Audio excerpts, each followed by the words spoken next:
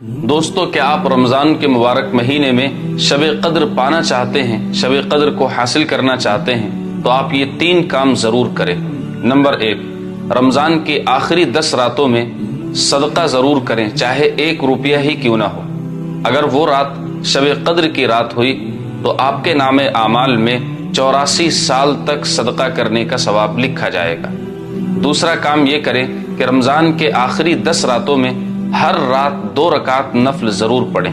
اگر وہ رات شب قدر ہوئی تو آپ کے نام اعمال میں 84 سال تک روزانہ نفل پڑھنے کا ثواب لکھا جائے گا۔ اور تیسرا کام یہ کریں کہ رمضان کی آخری 10 راتوں میں ہر رات 3 مرتبہ سورۃ الاخلاص ضرور پڑھیں۔